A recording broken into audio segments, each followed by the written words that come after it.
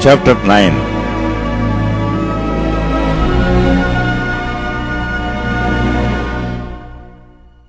And Elisha the prophet called one of the children of the prophets and said unto him, Gird up thy loins, and take this box of oil in thine hand, and go to Ramoth Gilead. And when thou comest thither, look out there Jehu, the son of Jehoshabat, the son of Nimshi, and go in, and make him arise up from among his brethren, and carry him to an inner chamber. Then take the box of oil, and pour it on his head, and say, Thus saith the Lord, I have anointed thee king over Israel. Then open the door, and flee, and tarry not. So the young man, even the young man the prophet, went to Ramoth Gilead. And when he came, behold, the captains of the host were sitting, and he said, I have an errand to thee, O captain. And Jehu said, Unto which of all us? And he said, To thee, O captain.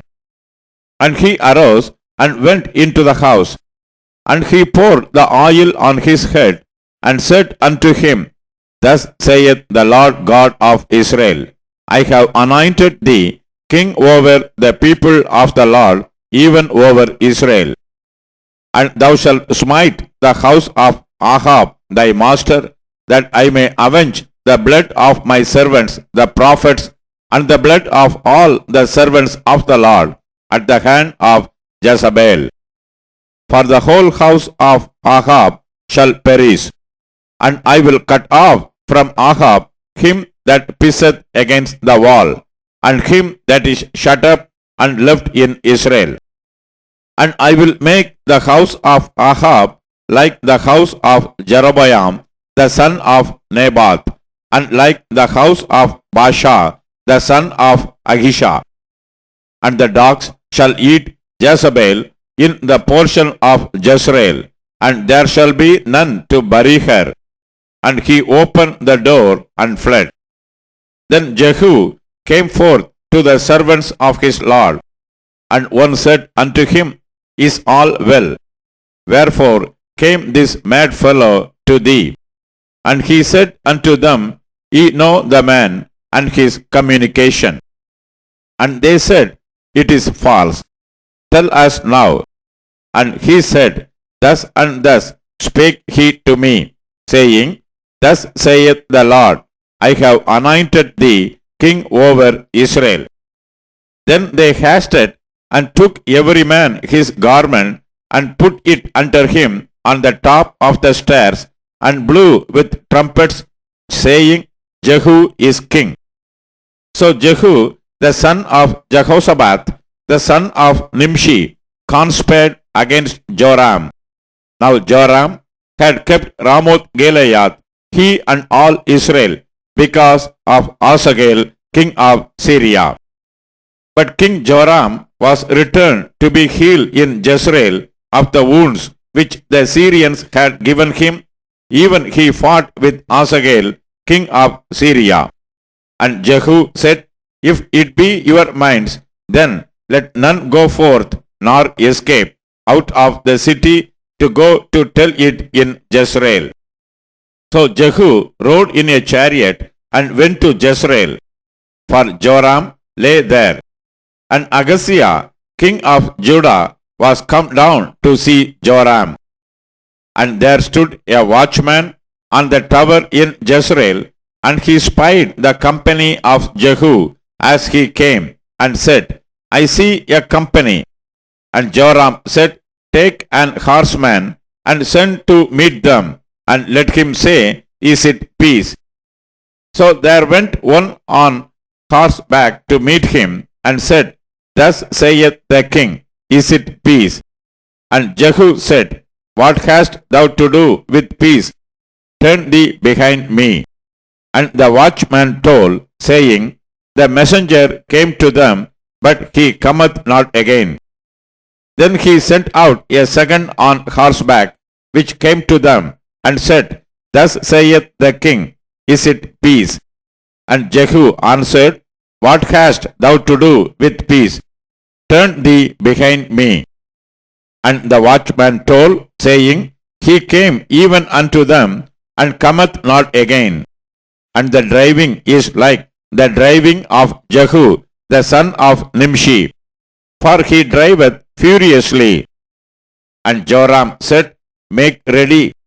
And his chariot was made ready.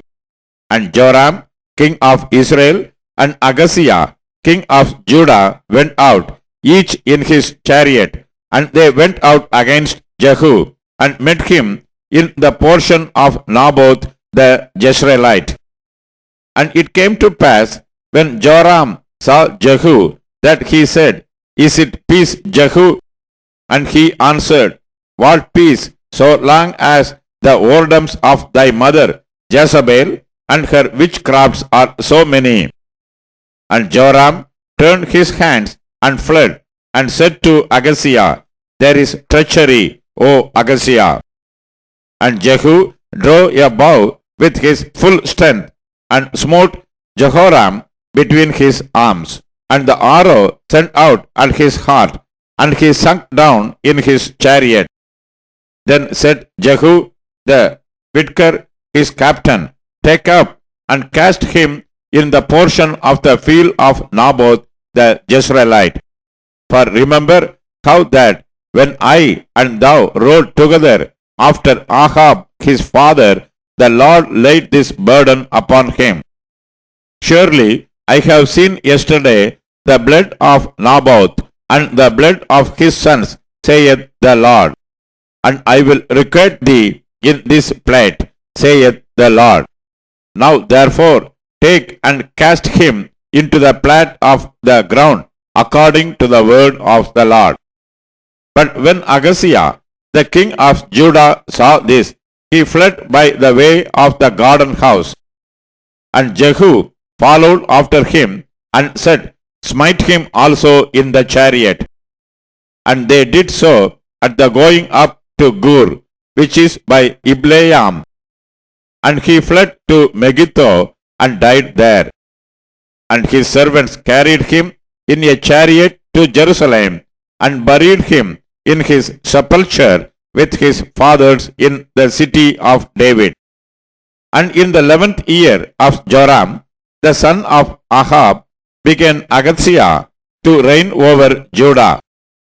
And when Jehu was come to Jezreel, Jezebel heard of it, and she painted her face, and tired her head, and looked out at a window. And as Jehu entered in at the gate, she said, Had Zimri peace, who slew his master? And he lifted up his face to the window, and said, Who is on my side? Who? And there looked out to him 2 or 3 eunuchs. And he said, Throw her down. So they threw her down, and some of her blood was sprinkled on the wall and on the horses, and he trod her under foot. And when he was come in, he did eat and drink, and said, Go, see now this cursed woman, and bury her, for she is a king's daughter.